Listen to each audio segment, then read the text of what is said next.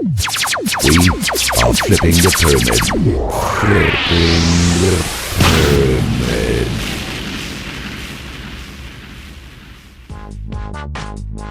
Coming up on this week's WideShut webcast, are cracks finally beginning to appear in the Anglo-American-Israeli power structure? Or is it all just bread and circuses? With the UN ordering Israel to allow inspections of its nuclear weapons, and Britain considering recalling their ambassador to Israel, the Three Stooges are up to something. Also, is Theresa May channeling George Bush?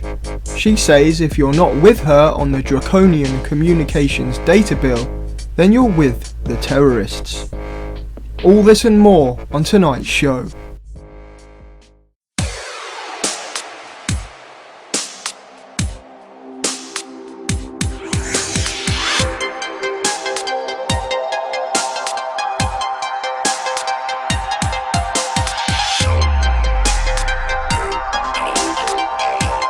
And now, live from England, bringing you news and analysis that you won't find on the corporate and government mainstream media. It's the WideShut Webcast.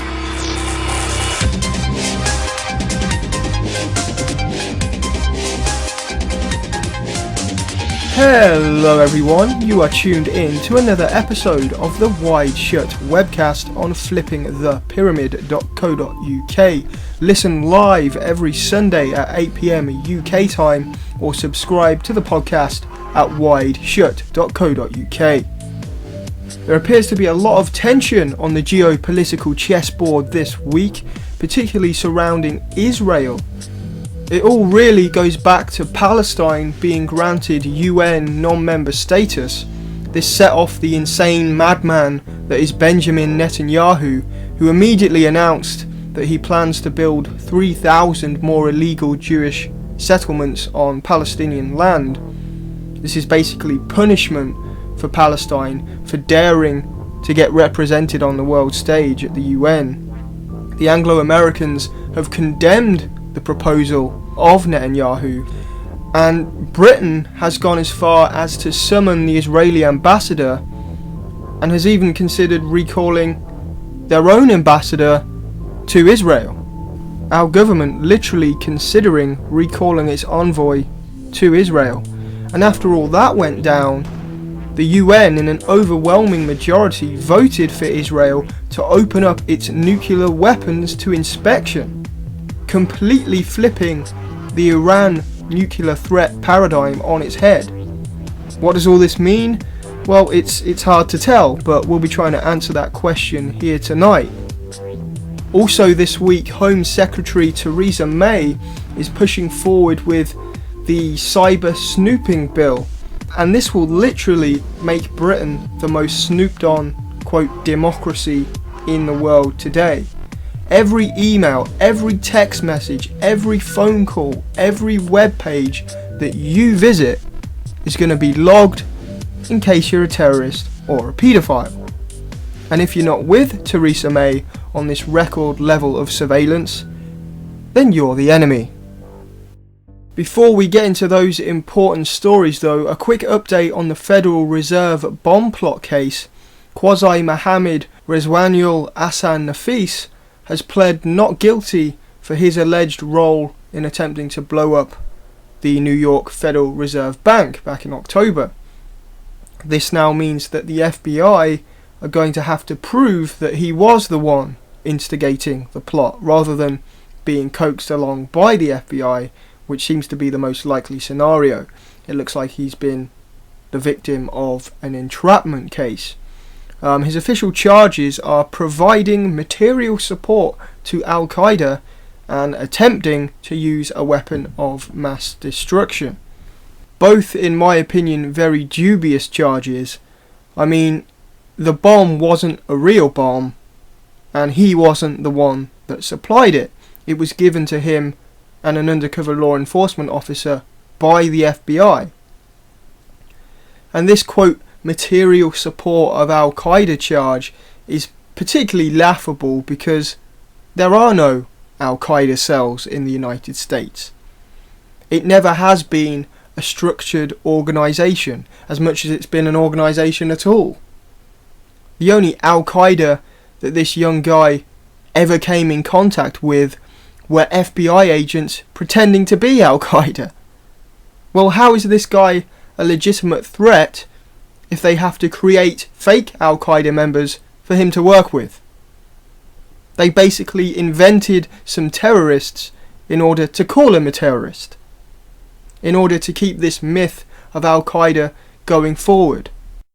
Folks, if there really was Al-Qaeda terrorist cells whose mission was to attack the United States and destroy the Great Satan, where are the attacks?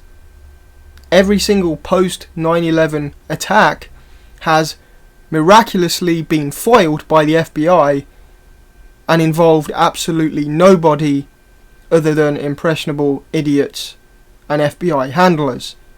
Where are the real terrorists? Where are they? Where is this army of Islamic warriors that want to destroy the United States? It simply does not exist.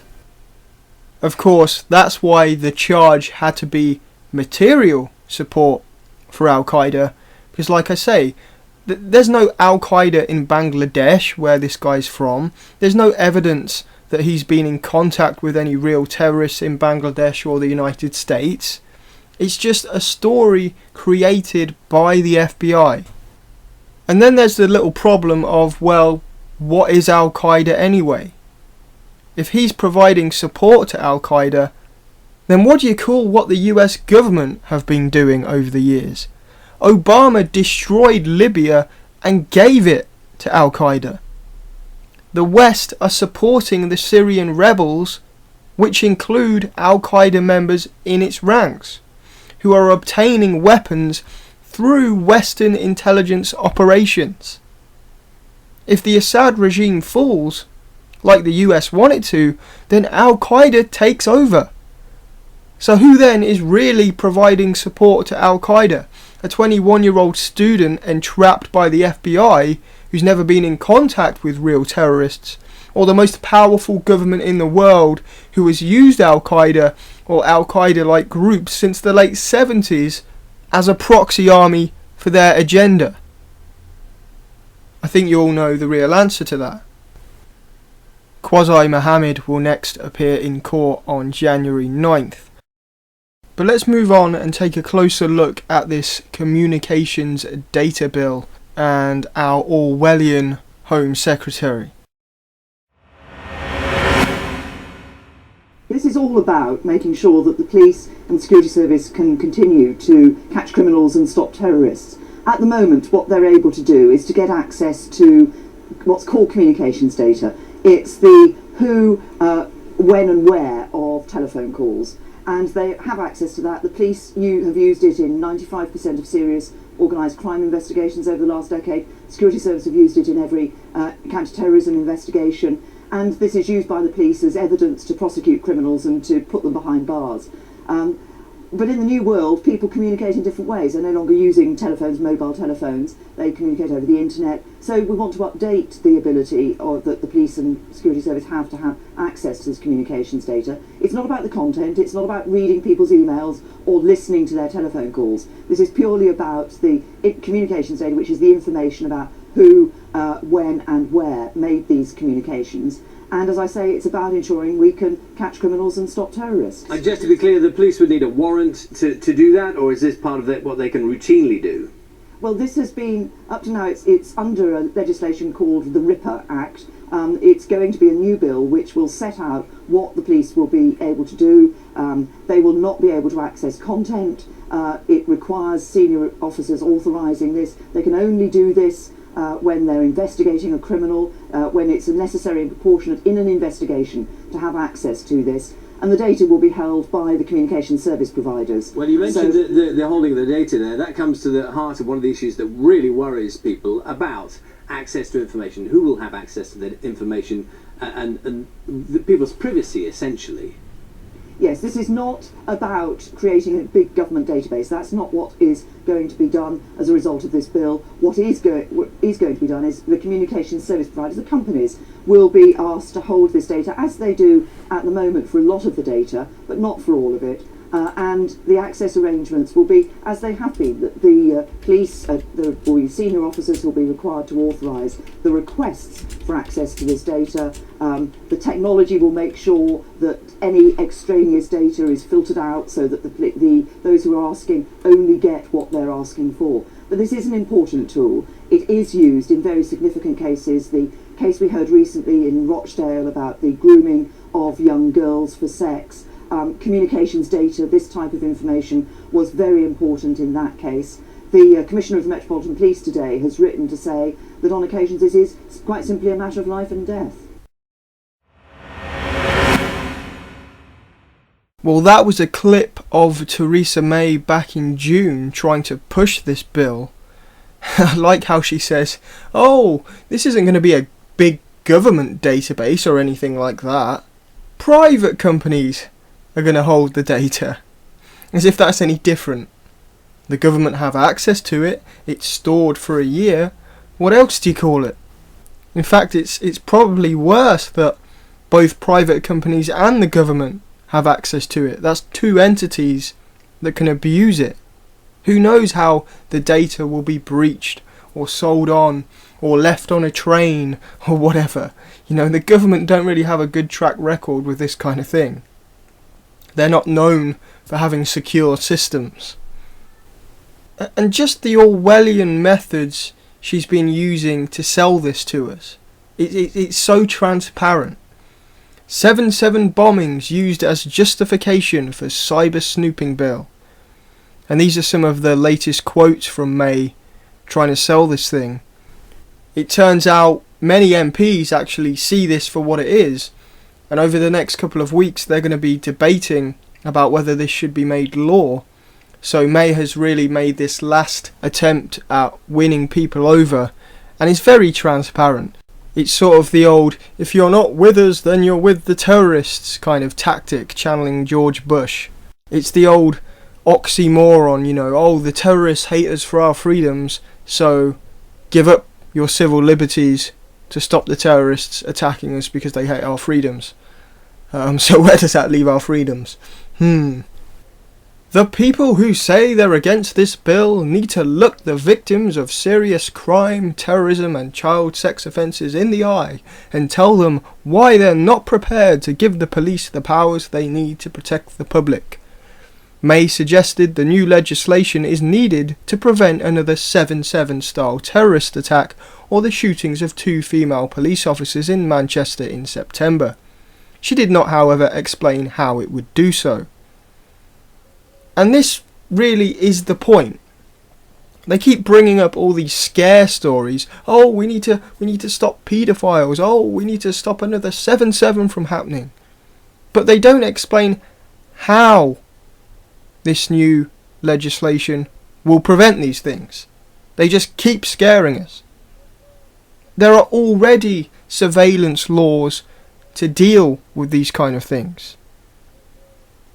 They're just fear-mongering so they can streamline everything and so they can take away more of our rights. So they can get rid of warrants and all the red tape and just snoop on who they want willy-nilly, basically. That's how it's set up. Has terrorism increased since Facebook opened? Are there now more paedophiles because of Twitter? Where are the statistics to back up the need for this kind of thing? The world isn't always a nice place. That doesn't mean we get hysterical and allow the government to access every communication that we make. The controversial new laws will allow authorities access to every telephone, mobile and internet communication made in the UK. The content of the communications will not be stored, rather logs will be kept of who the communication was between, its duration and when and where it took place. While the bill's advocates claim it will not widen the police's traditional scope of surveillance, nor give them detailed personal information, civil liberties organisations are not convinced due to the nature of internet communications. The Open Rights Group states, "The data generated through our use of services like Facebook, Google and Twitter tells people far more about us than traditional phone records. It reveals our tastes, preferences and social map. Furthermore, the distinction between content and communications data does not in practice easily hold. So to claim this is simply an update of existing powers is not accurate." Well, exactly. It's one thing to log that a call was made between two phone numbers, but it's a lot different when they log who you're friends with on Facebook, what things you like, what web pages you visit.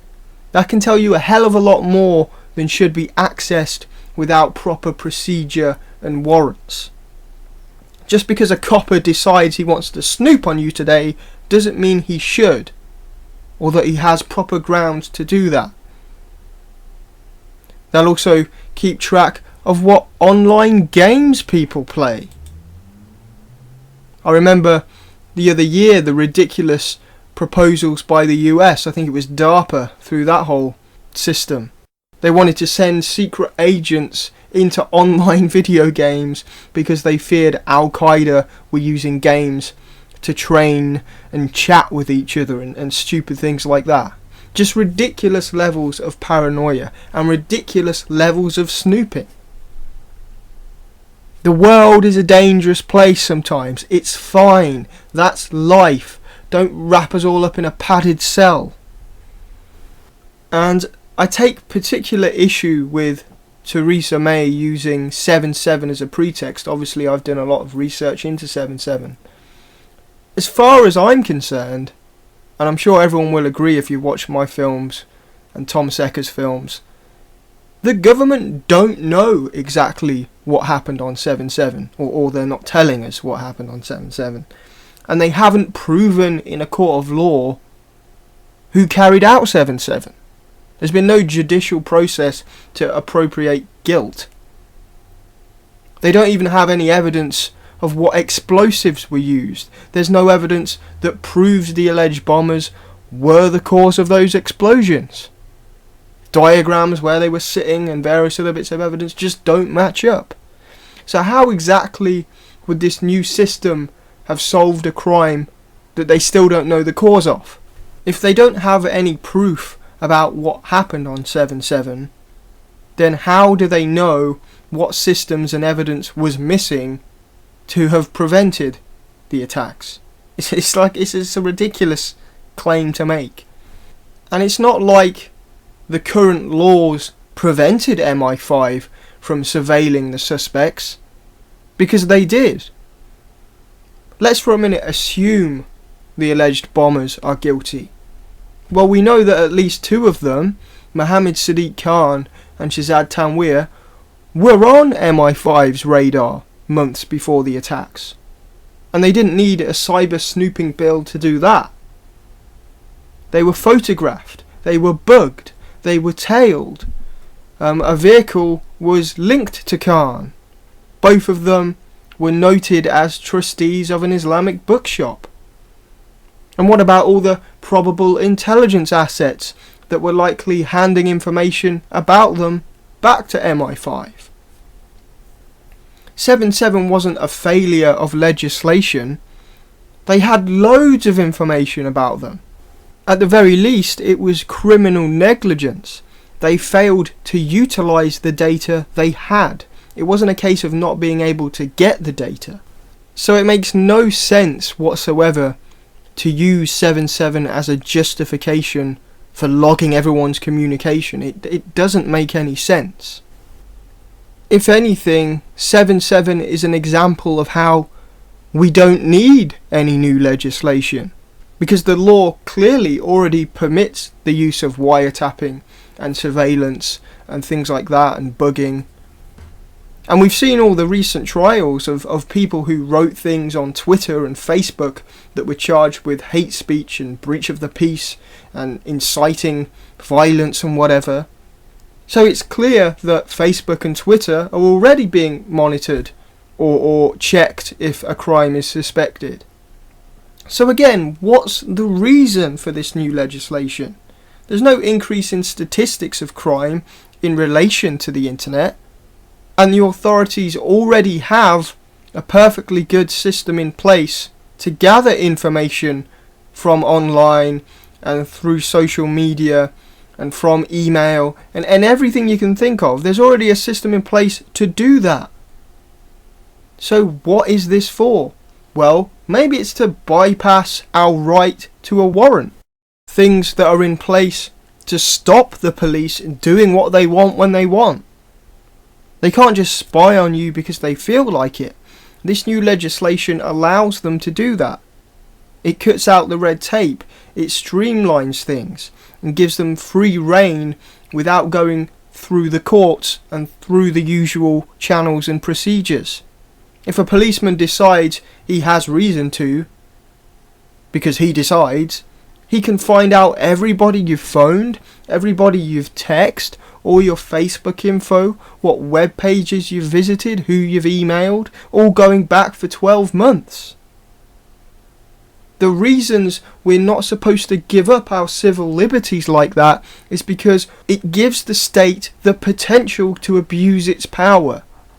Now, if the state was squeaky clean and had a moral high ground and had never done anything wrong ever, then perhaps we could trust them with such a system. But we can't. It's human nature to abuse power. And we can't possibly know who in the future might abuse this legislation or take it even further. That's why we're supposed to draw our line in the sand. Nobody is supposed to have the potential of abusing their power, because 9 times out of 10 they will. And if you give the state an inch, they'll take a mile. And in the long run, it ends up being the state that's committing the crimes and oppressing everybody. The government have not cited any reason why this is needed. There's no increase in crime, there's no increase in, quote, terrorism. They already have the power to do everything they need to. They're just scaring us because the state has become paranoid and has a control freak mentality. It's out of control. Everything's about more. It never stops. And if you think party politics can stop things like this from happening, then think again. It was Labour that first introduced this bill. The Conservatives actually ran on a pledge. The coalition pledge was to roll back the surveillance state and stop state intrusion.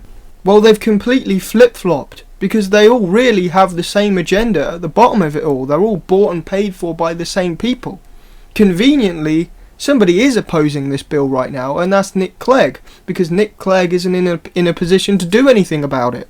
If he was in power now, he'd be pushing it through. There's always a fake opposition to what's happening, but in the end it all goes through because they're all the same. It's just an illusion of choice. And perhaps the recent backlash against Israel is an illusion as well. We'll be getting into that after this quick break. We are flipping the pyramid. Flipping the pyramid. Flipping the pyramid.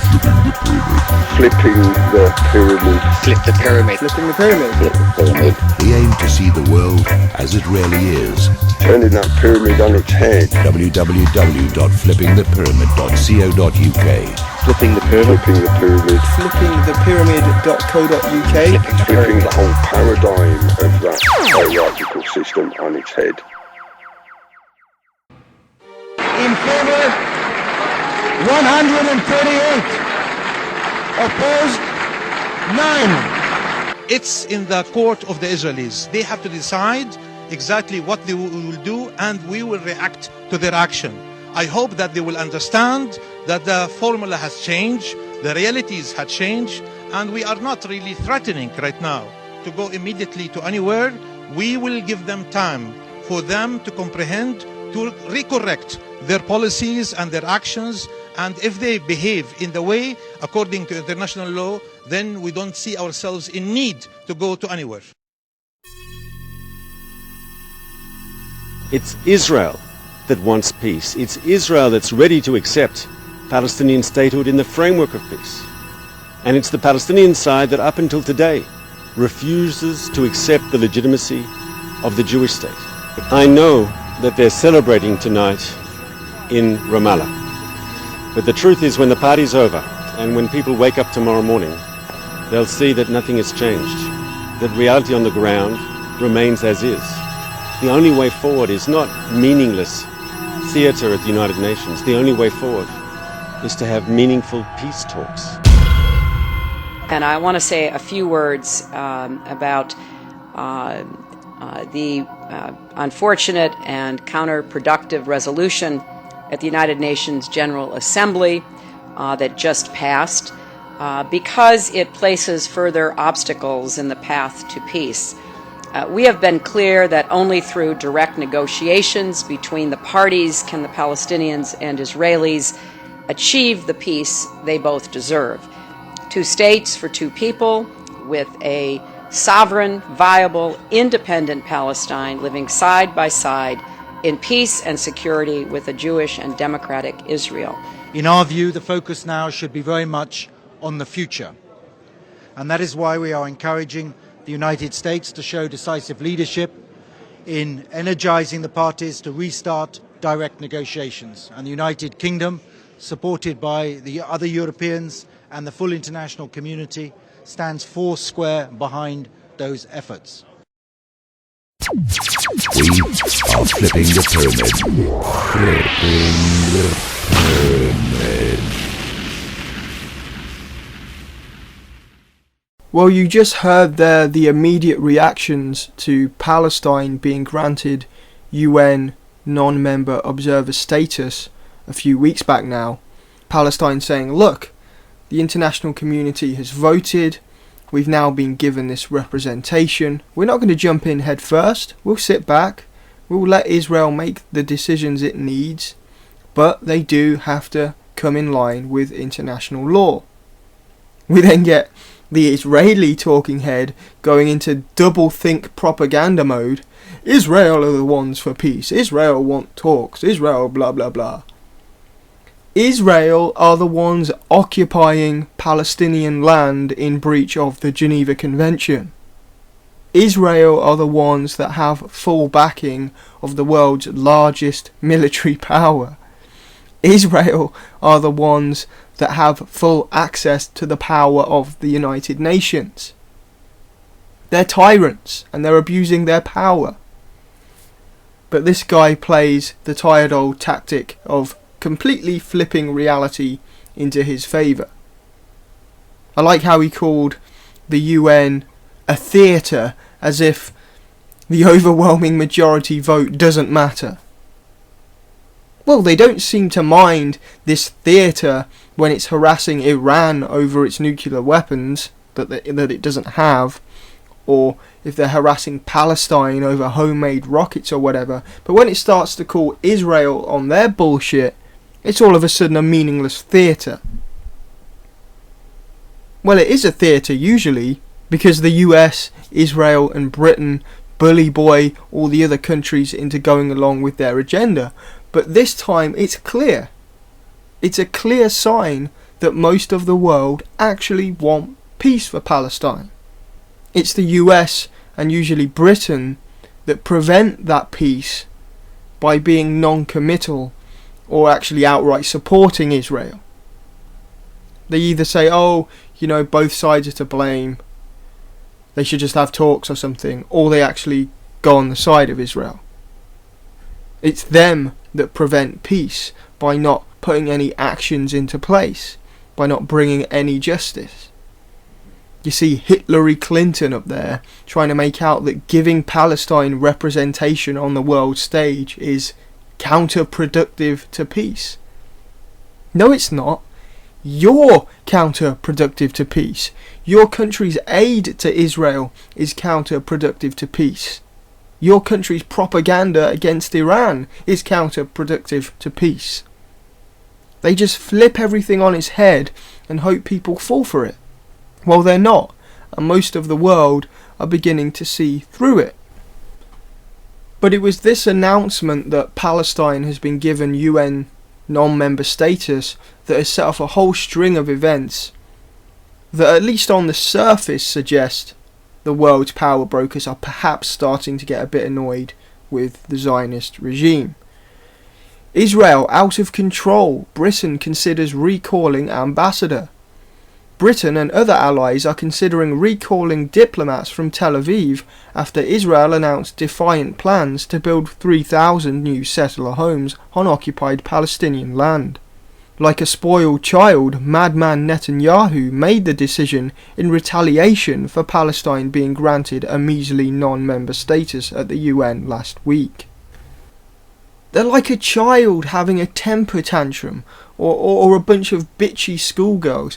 Oh, you let Palestine have non-member status. Well, we're going to build more illegal settlements. Yeah. What the fuck is wrong with them? Netanyahu plans to erect 3,000 new Jewish homes in the occupied West Bank and East Jerusalem, a flagrant breach of the Geneva Convention and international laws recognised by the UN, European Union and Arab League. If the building goes ahead, it would effectively isolate East Jerusalem from the rest of the West Bank and divide northern and southern halves of the region. Strategically, this will segment the Palestinian people, further extinguishing any hope they have for an autonomous state. And this is what people often forget when talking about the Israel-Palestine conflict, is that Israel have encroached so much on the Palestinians that they're now dependent on Israel. It's not just that they're on their land. They prevent Palestine from operating independently. They block aid. They control taxation. They've withheld tax revenues. Israel recently announced they're withholding 75 million in tax revenues from the Palestinian Authority. It's an occupation. It's a prisoner and prison guard relationship. And these new illegal settlements, if they go ahead, it completely isolates the Palestinian people into different pockets and allows them to control them even more. I mean, just take a step back and think about this. If the French all of a sudden brought loads of property in London, created like a French town, and then they declared that it was actually the state of France, then started bulldozing English houses and cutting them in half across the country, and then using the American military to start bombing us, you know, how outraged would we be? There would be it would be a war. Yet when the Palestinians fire homemade rockets, they're terrorists. It's like this has been going on for so long, people seem to forget the simple, basic outrageousness of it all. But then again, maybe this recent news suggests that they are starting to take notice of everything. Daniel Taub, Israel's ambassador to Britain, was formally summoned to the Foreign Office this morning to discuss the best way to proceed with Alistair Burt, the Minister for the Middle East. If Britain's envoy is pulled out of Israel, it will be an unprecedented step and a sign that even Zionist supporters are starting to think Netanyahu's regime is going too far. Mr. Burt said a decision about whether Matthew Gall, the British ambassador to Israel, would be withdrawn can only be made following a round of talks. Any decision about any other measure in the UK might take will depend on the outcome of our discussions with the Israeli government and with international partners including the US and European Union. A Foreign Office spokesperson confirmed that Britain considers Israel's decision to further breach international law deplorable. The move is being considered an act of defiance, especially after Britain sided with Israel over the recent escalation in Gaza. Even the US are having second thoughts about supporting Israel's crimes. White House spokesman Tammy Viator spoke of America's opposition to the settlements at East Jerusalem and construction and other announcements.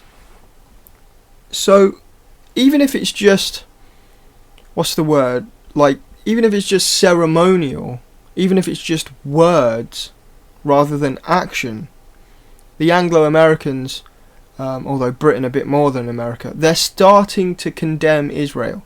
It's starting to become too obvious, too flagrant. It's almost like they have to condemn them to keep the illusion alive.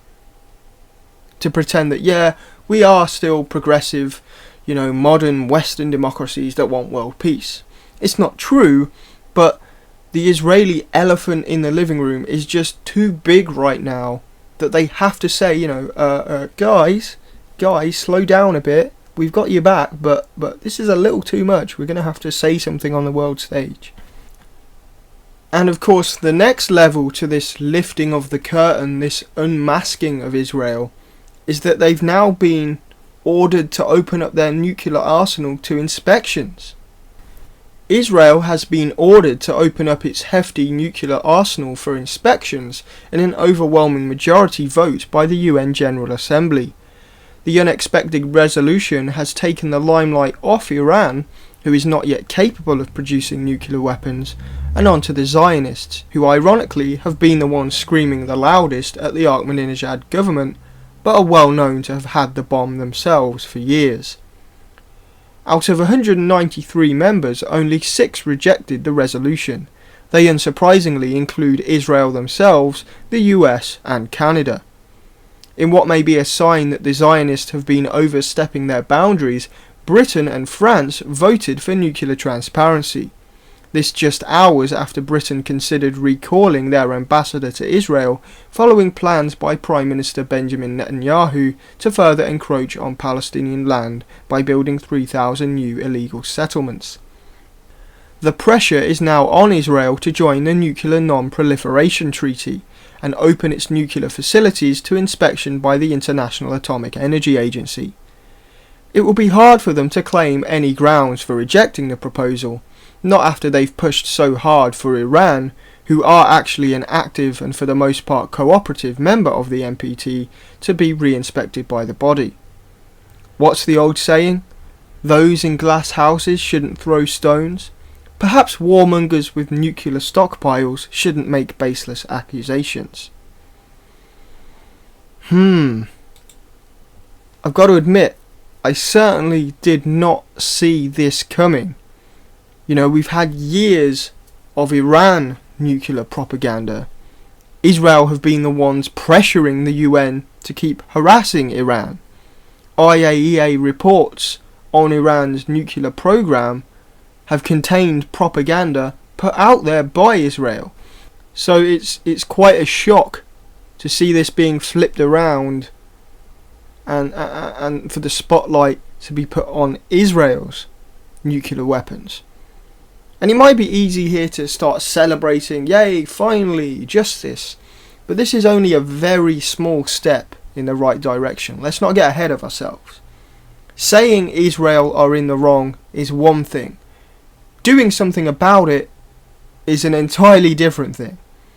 There's a difference between a public show of opposition and actual repercussions. Folks, the international community acknowledge that Israel are wrong in many of its actions. The UN acknowledge that Israel is breaking international law. They've already acknowledged all these things. What they haven't done is actually implemented measures, for example, to expel Jewish settlers and to prevent further encroachment on Palestinian land. See, we may pat everyone on the back and say, well done, finally the world is condemning Israel. But that's not helping the Palestinian who's getting blown up or having their house bulldozed. It's easy to stand in a suit and say, we're not happy with Israel. But what Palestine actually needs is action. Unfortunately, Britain and America don't go on peacekeeping missions or humanitarian interventions unless it supports their agenda. It's simple. It doesn't benefit the money men to hold Israel to account. Just like it doesn't benefit the money men to hold Bahrain to account. We can, quote, liberate Libya because there's nice fat contracts and moneyed interests there, but we can't liberate Palestine because they don't have anything we want. So, while Palestine is technically considered the victim, it still doesn't look like we're actually going to do anything about it. I mean, take a step back and look at the voting of Palestine's non-member status. Palestine now has the right to sit and watch what happens in the UN, but not actually to take a great deal of part in it. Look at the hypocrisy there. The international body that agrees Israel is breaking the law and Palestine are a victim recognise the criminal as the full member, but the victim can only have non-member status. And the criminal leader, Netanyahu, has vowed to further break the law because the victim has been granted the right to sit and watch from the sidelines. We wine and dine with the recognised criminals, but have only just let the victim have a minuscule amount of representation. That's all you really need to know about how much justice is being served. We've got a long way to go. And there's another very important point about the vote on nuclear transparency, particularly because it's not a legally binding resolution. We've got to remember that Israel doesn't have to do anything because it's not signed up to any of the treaties and agreements. Officially, they deny they have nuclear weapons. They can't join the NPT because they actually do have nuclear weapons, but officially they deny it. But the point is, while the world has made this vote that they think Israel should be more open about its nuclear arsenal and should have inspections and so on, Israel doesn't have to, and there's no one that's going to make them do it. America aren't going to invade Israel and unearth their nuclear weapons. There's no legitimate threat of sanctions on Israel like there is on Iran. So again, there might be some verbal acknowledgement that Israel are in the wrong, but the Anglo-American establishment is far too connected to the Zionist regime to actually do anything about it. You know, we're far too busy fomenting the civil war in Syria. We're far too busy saber-rattling against Iran. The military-industrial complex is far too busy supplying Israel with weapons. We're a long way from actually holding Israel to account. At this stage, all it is talk, and I'm not holding my breath that we're actually going to get any justice for Palestine. It's a step. It's a very small first step, but we're a long way from actual justice. And to me, this isn't a sign, really, that the Anglo-American-Israeli pact is beginning to break up, because there's no sign of any actions actually being taken. You know, you could look at it as just a simple cleaning up of the image, rather than anything serious. One more quick headline before we call it a night. Cuts didn't work. National debt and deficit rising exponentially. Chancellor George Osborne has his tail between his legs this week as the coalition have failed to reach their deficit reduction targets. Despite crippling cuts, overall the government are actually borrowing more than ever. In fact, mathematically speaking, there has been no reduction in government spending at all, and the deficit is rising by around 120 billion per year. Initially, the Conservatives claimed the deficit, the amount of extra debt that's added onto the total national debt each year, would begin falling by 2015-2016, thanks to their austerity drive to slash public services and the welfare bill. However, this week Osborne announced that this forecast will have to be pushed back to 2016-2017, and independent analysts say even then it's highly unlikely that a reduction will be reached. What this means is that successive governments have borrowed so much that the cost of interest payments on the debt and maintaining frontline public services has reached a level where it is virtually impossible to prevent further borrowing and further debt. Britain has fallen off the deep end. The reality is that we're 4.8 trillion in the red, including unfunded pension costs, and any rhetoric from the coalition or Labour is simply hot air. While George Osborne accepted today during his autumn statement that there are no miracle cures, he proceeded to pretend that he could actually do something about the problem. Really, there are only two options.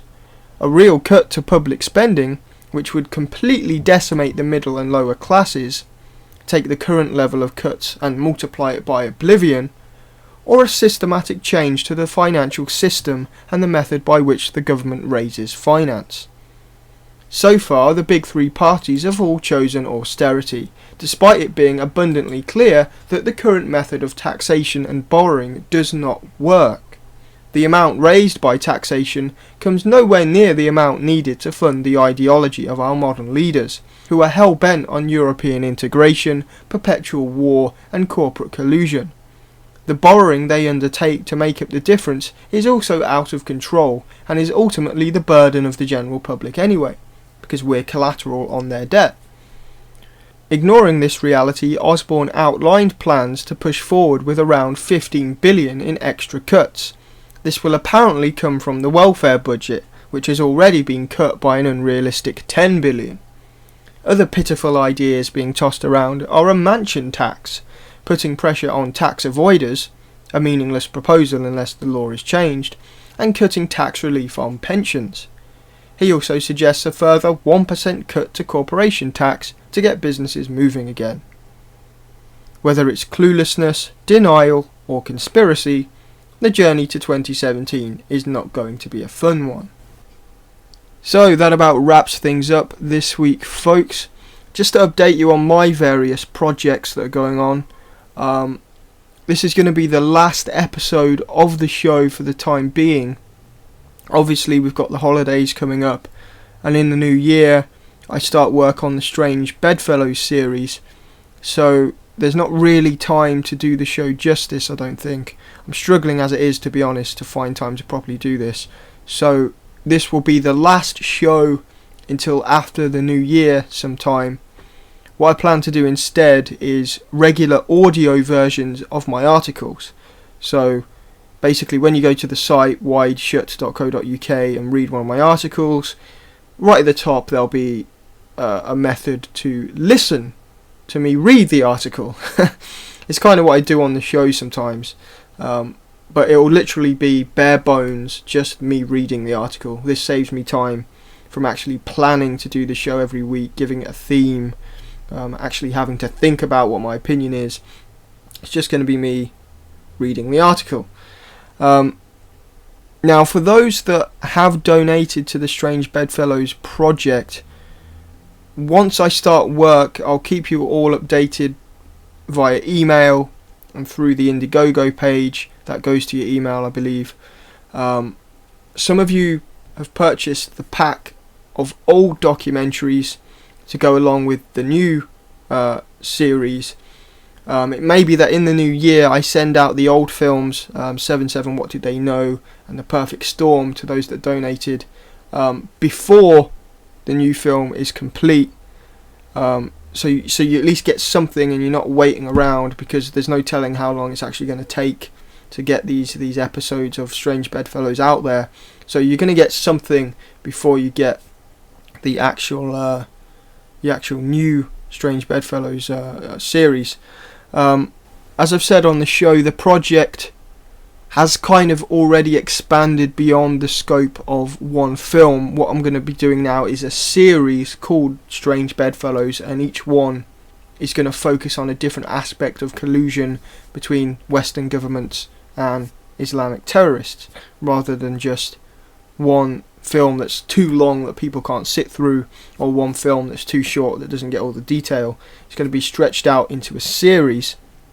So I think the fair thing to do will be to give those that have donated for a DVD copy as many episodes of the series that can fit on one DVD disc. So those who have donated for a copy of the film, since it's no longer one film, you'll get a film's worth of episodes, if you like, if that makes sense. And of course you can get the rest of them online for free anyway. Now, if anyone's got a major problem with that and want a refund, then please email me. That's absolutely fine. Obviously, I said it would be a film, and now it's not a film, so fair enough if you want a refund.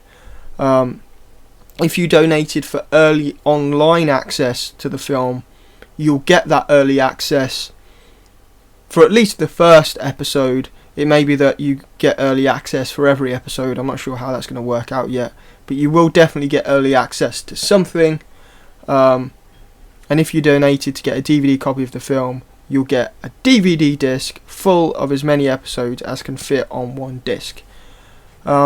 Be sure to check out all the other shows on flippingthepyramid.co.uk, and I'll see you again sometime in the new year 2013.